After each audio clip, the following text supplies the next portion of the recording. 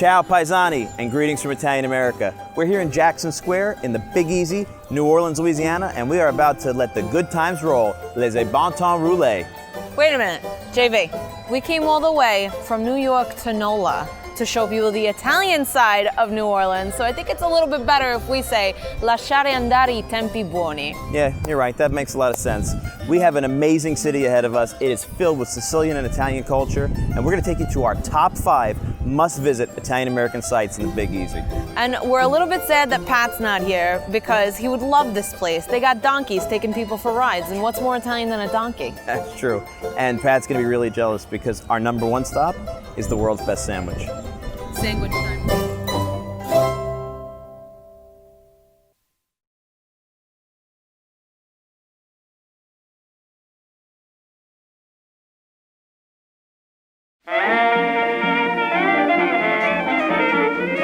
All right, before we get to our list, let's take a quick stroll through the Italian history of this amazing city. After all, we're in New Orleans, and its Italian American community is one of the oldest in the nation. Although Italian immigrants were making their way to the Crescent City even before the Civil War, the bulk of our Paisani arrived between the 1880s and early 1920s. Sicilians were the first to arrive in any real numbers, seeking to expand on the island's citrus trade. But the city quickly became a safe harbor for Italians of all regions, suffering under the increasing poverty and corruption of the mother country. From their often unsung contributions to the birth of jazz, thanks to artists such as Nicola Rocca and Louis Prima, to rich traditions like their annual St. Joseph's Day festivities, Italians have left their mark everywhere. And since no conversation about Italian contributions would be complete without discussing food, let's make our way to our first stop. So every trip I take to New Orleans, my number 1 stop, first on my list, Central Grocery, the original home of the muffaletta sandwich, a Sicilian American tradition that is an icon of New Orleans cuisine. If you ask anybody in this town, they will tell you you gotta get a muffaletta from Central Grocery. Family owned since 1906. They actually invented the muffaletta sandwich, and it was voted best sandwich in the country, so I'm excited. For me, this is the taste of New Orleans, and really all these complementary flavors, but they blend together so well. They all work unbelievably. You got the tart from the vinegar, you got a layer of mortadella, you got a layer of provolone, you got a layer of Swiss, you got a layer of salami, and you got that beautiful soft muffaletta sandwich. It's almost like a focaccia. It's like a focaccia, and it's really, it's the signature to the whole thing. So we're gonna enjoy the other half of this gigantic sandwich. It's one that I promise you won't regret if you come visit. And we're gonna catch up with you back at the New Orleans Jazz Museum to talk about the history of Italian Americans in jazz. So I think we officially gotta call this a sandwich. This is a sandwich, yeah. Let's enjoy the sandwich. So, from muffaletta to musica, we're here at the New Orleans Jazz Museum with my very good friend Charles Marsala, who is an expert in the Sicilian history of music in New Orleans. Yeah, you know, New Orleans has been known for its music, but what people don't know is that it's really actually famous for its Sicilian music. Sicilians brought jazz to America. Most people don't know that. Nicola Rocca, he was playing, he went to New York, recorded the first jazz album, and he changed the name from jazz, J-A-S-S, to jazz. Then Louis Prima followed, he brought a swing, and we even have Cosimo Matassa, who brought rhythm and blues or rock and roll to America. That's amazing. And this place is covering that history. We're doing a great job. This is a phenomenal experience. The Jazz Museum in New Orleans, the state runs it. Got a Louis Prima exhibit going on right now. He's a much more prodigious songwriter than people give him credit for. I grew up, he actually went to my high school. Wow. So one thing I remember as a freshman, he spoke at the high school. He just left Las Vegas. He's a speaker there, and he had actually got kicked out of high school 2 months before he graduated. My kind of guy. So now he's back, and the principal has him speaking, and he gets revenge on the Jesuits by telling some of his lounge act jokes.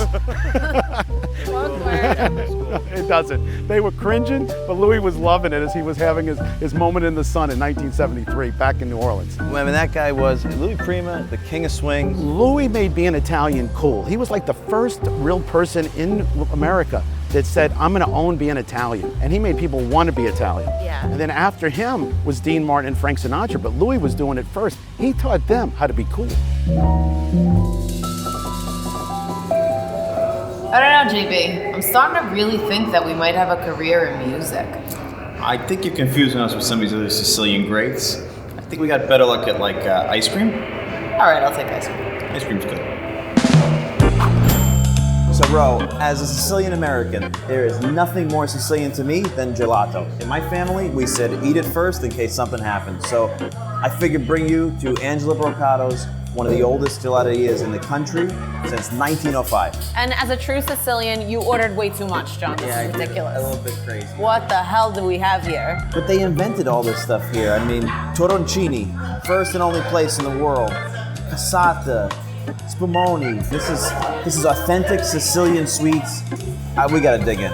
We gotta dig in. I mean, I'm so impressed. I'm gonna try the torrone This is exciting, first. yeah. Because they invented the torrone flavor. This guy, Angelo Brocado, has been making gelato since he was 12 in Palermo, and he invented a flavor. Oh my God. Oh man. Vanilla ice cream, cinnamon, almonds. As Pat would say, that's pure Sicilian. That's pure Sicilian. This is another Brocado invention. It's called a scialotti, which is like a mix of different ices, fruit ices on top. And the fruit ices are really, really important to Angelo Brocado and his future because he started mixing his own granita in New Orleans using New Orleans citrus, which is why a lot of Sicilians ended up here in the first place. So I think this is lemon, and then they put like gelato on the bottom. So it's like fruit ices on top and gelato on the bottom. This sounds like the perfect mix of Sicilian and local New Orleans culture. Let's give it a shot. What else you want? Now, can't ask for more. I'm gonna have it.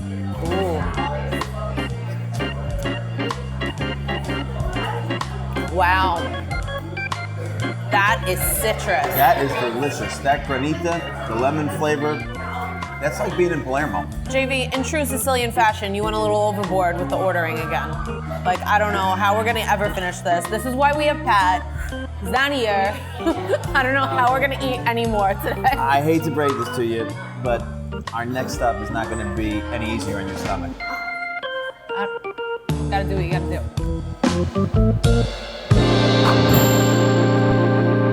Bro, I know you're picky about pizza, but you gotta give it a shot.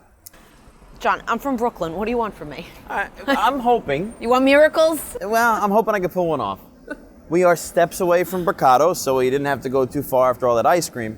But this is Venezia Pizza Pie. Since 1957, it's pretty much the oldest pizzeria in New Orleans because it's not a big pizza culture. Yeah, but you gotta understand, pizza is religious to me. Well, I hope I found you a church here because this is supposed to be one of the best family-owned red sauce joints in the whole city. You know I can't stay away from those places. And it's so close to Brocado's and so tied together that they actually don't even have dessert. They just send everybody over there. Yeah, they send people over there. That's a very bold move. That's I like that. Italians working together. I think this is going to be good. And then they're gonna fight. You got room? This better be good. All right, right, let's hope let's I go. impress you. Because then we got everybody waiting for us. We're gonna eat and then we're gonna party. Let's go.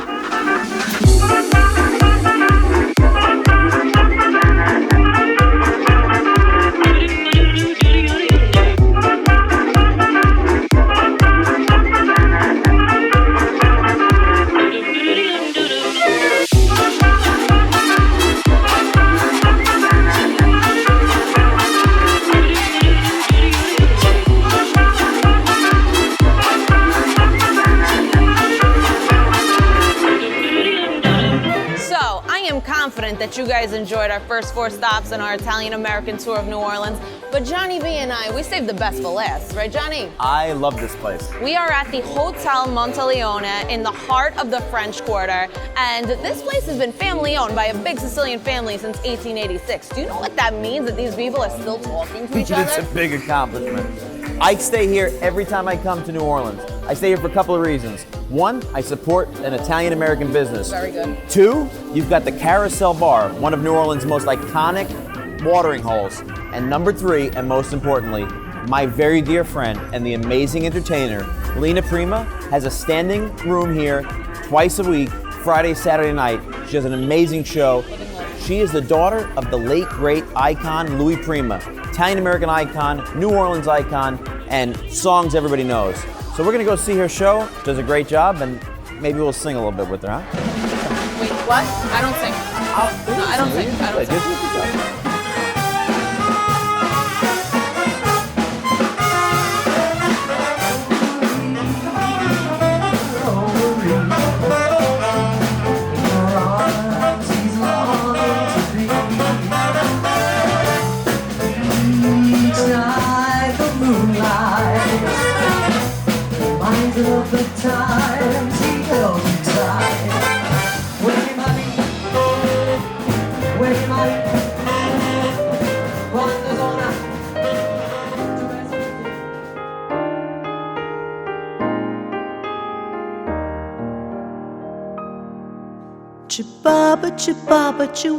I don't know. There's just something special about New Orleans. For me, it's a love affair that started with the first visit. Sights, the sounds, the tastes. This city is just everything right about the great American melting pot. And even 200 years after those earliest Italians made that brave voyage across the seas, it's amazing how much you can still feel the vibrancy of the Italian life here. And for those of us who love our Italian American culture, and seek it out everywhere we go, it's tough not to fall in love with this incomparable place. My bambino, go to sleep.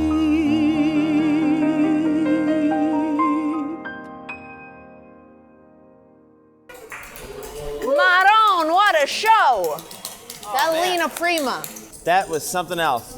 She does a good show. This may be one of the most Italian cities in America. I feel like I'm in the Italy of the South. Yeah, you are. In New Orleans. You are in America's Italy. We've got ice cream, the best sandwich in the country, history, culture, music, and an Italian place to stay. Love You it. can't beat it here. What else do you need? We gotta bring Pat back here. Yeah, we gotta. I mean, for the antiques alone, Yeah, he would love this place. he would die. We're gonna go buy Pat some souvenirs, and if you enjoyed the show, we hope you'll subscribe to our YouTube channel. Find us on ItalianAmericanPodcast.com, and you can listen every week to our misadventures in Italian America. So, thanks for listening. Greetings from New Orleans, guys. We'll see you next time.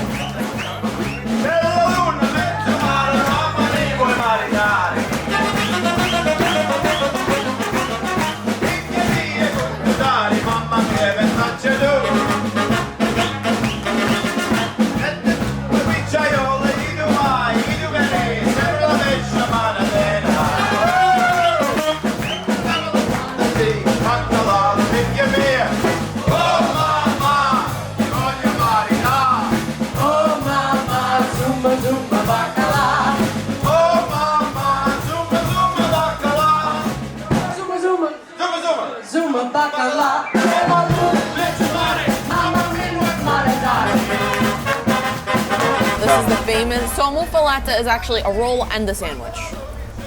Italians go crazy. I want to finish the sandwich before the next stop. Me too. Greetings from Italian America, from the dance queen of New Orleans, Jennifer Jones DeLuca.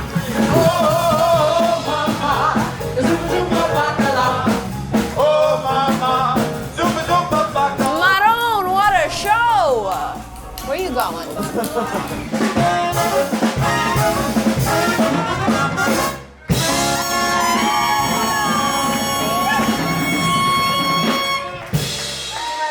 John, everybody.